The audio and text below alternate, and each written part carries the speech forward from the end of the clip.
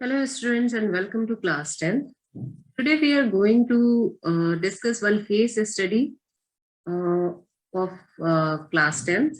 Basically this case study which I have taken, it is from a sample paper of basic maths students, but definitely students who have taken standard maths, they can also try this. This is for basically everyone.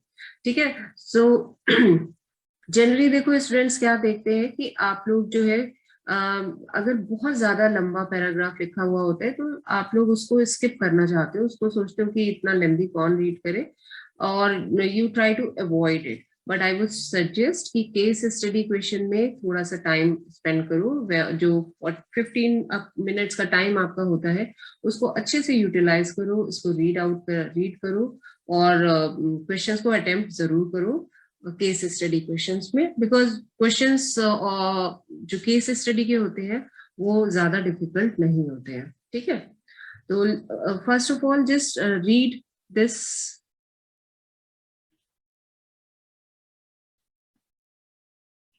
Let's read this paragraph. On a bright Sunday morning, three friends A, B, C decided to go on a river for fishing and boating. They decided to leave for this place together in the evening. The journey was smooth. It just went as scheduled it. Then they reached to the river and started to set the boat on sail. They were enjoying their ride with full speed. They started boating from a place to another place, which is at a distance of 42 kilometers, and then again returned to the starting place.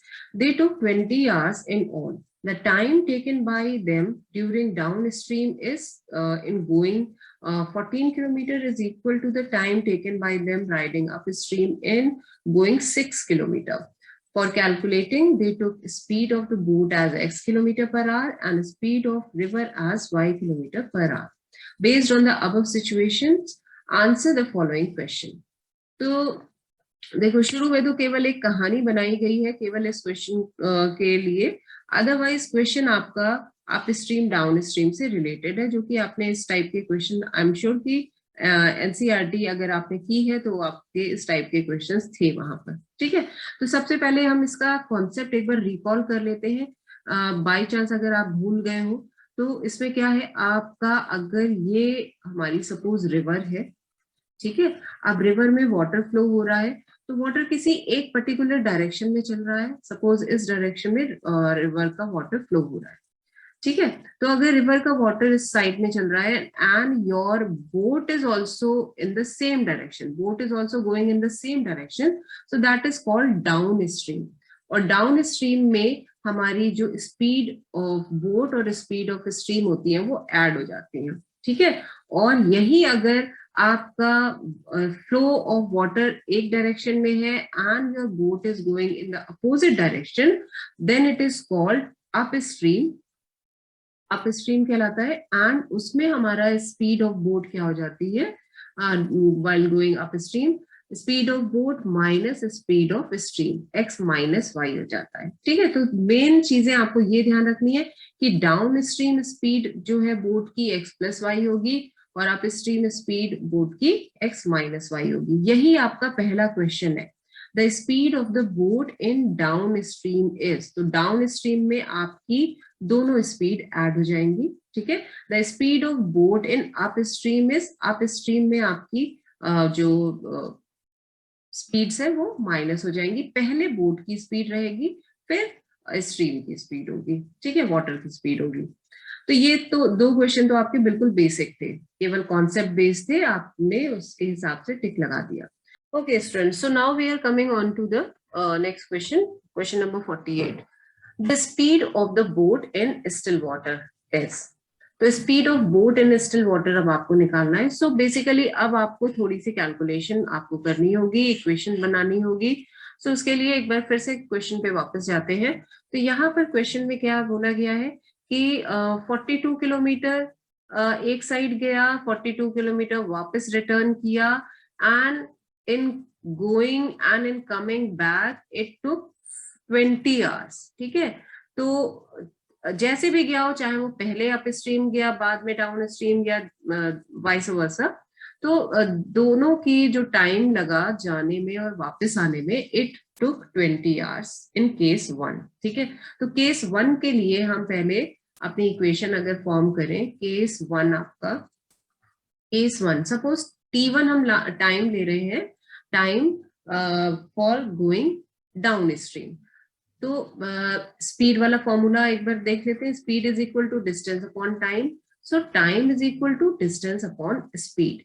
अब distance हमारी कितनी दी गई है, 42 kilometre. 42 kilometre distance cover करी going downstream. Downstream में हमारी speed going down stream क्या हो जाती है, x प्लस वाई। ठीक है, इसी तरीके से अब हम T2 एज्यूम कर रहे हैं कि time taken in going up stream. तो अप स्ट्रीम में सेम हम उतनी डिस्टेंस हम कवर करके वापस आए हैं। ठीक है, और अप स्ट्रीम में स्पीड क्या हो जाती है, x माइनस वाई। अब as per the question T1 plus T2 total time जो जाने में और वापस आने में लगा, दैट वाज 20 आवर्स। अब क्या करेंगे, T1 की वैल्यू हम लिख दे रहे हैं 42 अपॉन एक्स प्लस वाई, और T2 की वैल्यू है 42 upon x minus y is equal to 20। अब आप देख रहे हो कि यहाँ 42 कॉमन है, तो बेटर रहेगा कि हम 42 अभी कॉमन ले लेते हैं, और यहाँ पे हमारा हो गया 1 अपॉन एक्स प्लस वाई, और ये हो गया 1 अपॉन एक्स माइनस वाई। ठीक है, इज इक्वल टू 20। अच्छा, ओके, तो और क्या कर लो, ये वाला 42 जो है, ये चलो छोड़ते हैं, अभी अभी इतना ही रहने देते हैं। ये हमारी इक्वेशन नंबर 1 बन गई। अब केस टू क्या है हमारा, केस 2 है हमारा कि the time taken by them riding downstream in going 14 kilometre. Downstream 14 kilometre अगर डिस्टेंस कवर की है, that is equal to the time taken by them riding upstream in going 6 kilometre. So क्या कह रहे हैं कि 14 kilometre distance cover करने में जितना टाइम लगा डाउन स्ट्रीम जाने में, उतना ही टाइम लगा 6 किलोमीटर अप स्ट्रीम आने में। ठीक है, तो इसके लिए हमारी इक्वेशन क्या बनेगी केस 2 में, तो suppose time taken during going downstream, तो डाउन स्ट्रीम 14 किलोमीटर गए। ठीक है, डाउन स्ट्रीम में हमारी स्पीड गोइंग डाउन स्ट्रीम क्या होती है, x प्लस वाई, और T2 क्या है, T2 में हमने 6 किलोमीटर डिस्टेंस कवर करी और अप स्ट्रीम गए थे। ये दोनों टाइम जो है they are equal as per the question. ठीक है, तो इसका मतलब जो है वो क्या है कि T1 is equal to T2, इसका मतलब हुआ 14 upon x plus y is equal to 6 upon x minus y. इसको फर्दर हम ये वाला सिंप्लीफाई कर लेते हैं, 2 7 14, 2 3 6, तो ये क्या हो गया 7 upon x plus y is equal to 3 upon x minus y.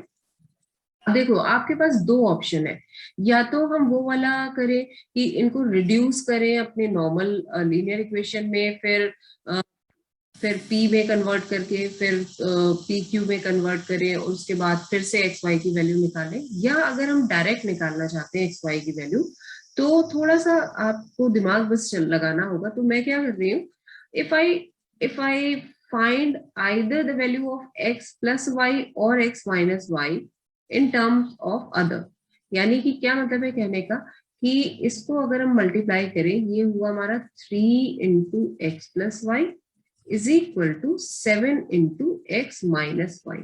ठीक है, यहां से अगर मैं पूरा डायरेक्ट एक्स प्लस वाई की वैल्यू निकाल रही हूँ, तो वो मेरी वैल्यू आएगी 7/3 x माइनस वाई।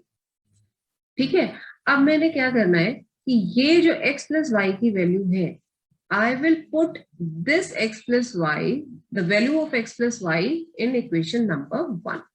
तो इक्वेशन नंबर 1 हमारी कैसे कन्वर्ट हो जाएगी, 1 अपॉन x प्लस वाई की वैल्यू क्या आई है 7 times x minus y upon में 3। अब ये अपॉन का 3 अगर ऊपर जाएगा तो ये ऊपर में न्यूमरेटर में 3 यहां पर चला जाएगा। ठीक है, फिर हमने प्लस का साइन लगाया, 1 upon x minus y is equal to 20। अब आप देख रहे हो यहाँ पे डिनोमिनेटर में दोनों तरफ x माइनस वाई आ गया, तो आसानी क्या होगी कि हम जब एलसीएम लेंगे तो दोनों तरफ x माइनस वाई है, तो x माइनस वाई नोट कर लिया और 7। अब यहाँ पर तो पूरा का पूरा डिनोमिनेटर सेम है, तो इसका मतलब न्यूमरेटर में हमें केवल 3 लिखना है। यहाँ पर डिनोमिनेटर में x माइनस वाई है, 7 नहीं है, तो हम ये जो 7 है इसको न्यूमरेटर से मल्टीप्लाई कर देंगे, दैट इज 7 और इज इक्वल टू 20। ठीक है, इसको फर्दर सिंप्लीफाई करेंगे तो 42 into 10 upon 7x minus y is equal to 20। अब आप यहां से देखो, ये 10 और ये 20 हमने कैंसिल कर दिया, यहां से ये वाला 7 और ये वाला 6 कैंसिल कर दे रहे हैं, मतलब आई मीन 42, 7 6 42। फिर से क्या कर सकते हैं कि ये 2 से ये वाला 6 कैंसिल कर दिया, तो 2 3 6 हो गया। तो बेसिकली हमारी इक्वेशन क्या बन रही है अभी, 3 upon x minus y is equal to 1। तो ये इक्वेशन हमारी क्या बनी है, क्रॉस मल्टीप्लाई अगर हम कर दें तो x minus y is equal to 3। आपकी एक ये इक्वेशन आ गई, x minus y is equal to 3। ठीक है, और ये हमारी इक्वेशन आ गई x minus y is equal to 3। एक सपोज मैंने इसको a नाम दे दिया। अब x प्लस वाई की वैल्यू मैंने पहले यहाँ पे निकाली हुई है, ठीक है, x प्लस वाई। अब यहाँ पर अगर मैं x माइनस वाई की जगह 3 रख दूं, ये जो वैल्यू आई है, सपोज इस इक्वेशन को थोड़ा कुछ नाम दे देते हैं, इसको b लिख देती हूँ मैं। इस b वाली वैल्यू में x माइनस वाई की जगह मैं क्या लिख दूं, अगर मैं 3 लिख दूं तो मेरी x प्लस वाई की वैल्यू आ जाएगी, x plus y is equal to 7 upon 3, और x माइनस वाई की जगह मैंने 3 पुट कर दिया, तो एक इक्वेशन मेरी आ गई x plus y is equal to 7। ये मेरी सपोज सी इक्वेशन हो गई। अब now I will work on these two equation. ठीक है, तो यहाँ पे दो इक्वेशन मेरी क्या है, एक है x minus y is equal to 3 और दूसरी है x plus y is equal to 7। Y y cancel कर देंगे, अगर मैं इन दोनों को ऐड कर दूं तो 2x इज इक्वल टू 10 हो गया, x इज इक्वल टू 5 हो गया। तो x की वैल्यू 5 आ गई, y की वैल्यू हम निकाल लेते हैं। सपोज इस इक्वेशन में अगर मैं वैल्यू पुट कर रही हूँ तो 7 माइनस 5 वो हो गया 2। ठीक है, तो हमारे 48 का आंसर क्या हो गया, the speed of boat in still water. तो बोट की स्पीड हमने x एज्यूम की हुई थी, x की वैल्यू 5 आई है, तो 5 किलोमीटर पर आवर आंसर हो गया। The speed of the river, river की हमारी क्या स्पीड है, तो रिवर की ये स्पीड हमारी हमने y एज्यूम की हुई थी पीछे, तो वो 2 आ गया, तो ये 2 आंसर हो गया। ठीक है, अब ये कह रहे हैं the speed of boat in up stream. Upstream में हमारी स्पीड ऑफ बोट क्या होती है, x माइनस वाई होती है ना। स्पीड ऑफ बोट आपने अप स्ट्रीम का क्या पीछे वाला क्वेश्चन था भी कि अप स्ट्रीम में x और y के टर्म में हमने निकाला था x माइनस वाई, x से 5 y है हमारा, y कितना निकला था 2 निकला है, तो इसका मतलब सब्ट्रैक्ट करने पर 3 आया। सो सी ये वाला आंसर हो गया। तो ठीक है, तो कैलकुलेशन जरूर थोड़ी सी ज्यादा हो गई, बट उसके बाद आपके ये तीनों आंसर फटाफट फटाफट निकल आएंगे। And this is done. तो ये हमारे पांचों क्वेश्चन हो गए केस स्टडी के। आप फिर से देख लो, यहाँ पे speed of boat down stream हमने पहले निकाल ली, डाउन स्ट्रीम में हमारी स्पीड आई थी x plus y kilometre, upstream में हमारी क्या स्पीड आई थी x माइनस वाई किलोमीटर। ठीक है, और उसके बाद में आपको सारी एग्जैक्ट वैल्यूज, आपको स्पीड निकालनी थी बोट की स्टिल वाटर में, स्पीड ऑफ रिवर निकालना था, और speed of boat in up stream, तो उसके लिए हमें प्रॉपर कैलकुलेशन करनी थी। सो आई होप कि आप लोगों को ये कॉन्सेप्ट अच्छे से क्लियर हो गया होगा। अगर कोई डाउट रहा था, एंड ऑल द बेस्ट।